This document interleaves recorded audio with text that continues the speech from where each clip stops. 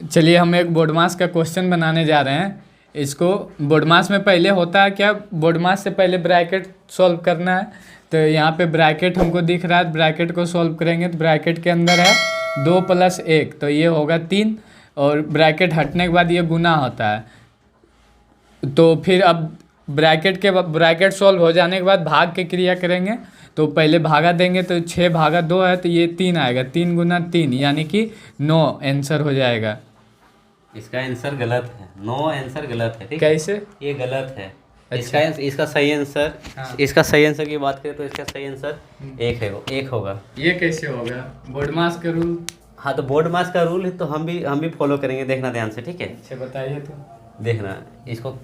सबसे पहले हम क्या करते हैं, बोर्ड मास के रूल में सबसे पहले ब्रैकेट का काम करते हैं। हाँ। तो ब्रैकेट हटाएंगे तो यहाँ क्या मतलब 2 अरे कितना हो जाएगा, 3 होगा। 3। हाँ। और यहाँ कुछ नहीं रहता है तो यहाँ ऑफ छिपा हुआ रहता है। ठीक है, अच्छा। यहाँ क्या करेंगे, ऑफ लिखेंगे। अच्छा। अब गुना 2 है, हाँ। यहाँ भागा है और यहाँ 6 है। ठीक है, जैसे तैसे लिख दिए। हाँ। अब भागा से पहले किसका काम होता है, का यानी कि ऑफ का काम होता ऑफ का, है। हाँ। तो ये ऑफ का काम करें तो 3 दूनी कितना हो जाएगा, 6। भागा कितना हो जाएगा, 6। अभी दोनों काटेंगे कितना जाएगा, 1। यानी 6 में 6 भागा देंगे तो कितना जाएगा, 1।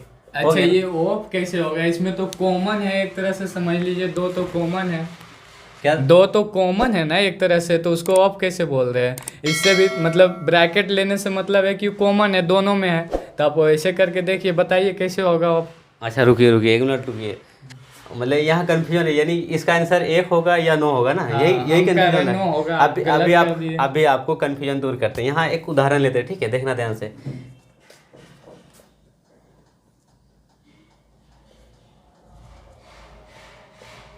हम्म।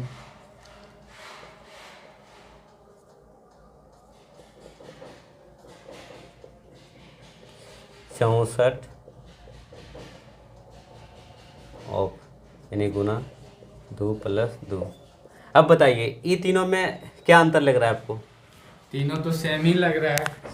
सेम कैसे? अच्छा देखिए, अच्छा, सेम ये नहीं, ऑफ वाला थोड़ा अलग लग रहा है। यहाँ क्या है, ये गुना में है, गुना ये ऑफ है। यहाँ कुछ नहीं लिखा हुआ, जैसे ये लिखा हुआ था। ठीक है, ये ऊपर के जैसा लग रहा है ना ये। हाँ। ये यहाँ क्या लिख दिए, उसके जगह पर ऑफ लिख दिए, यहाँ क्या लिख दिए, गुना। अब तीनों को हम सॉल्व करके देखते हैं। ठीक है, यानी इसमें आपको कॉमन क्या दिख रहा है, दोनों में मतलब कॉमन तो कुछ दिख रहा है?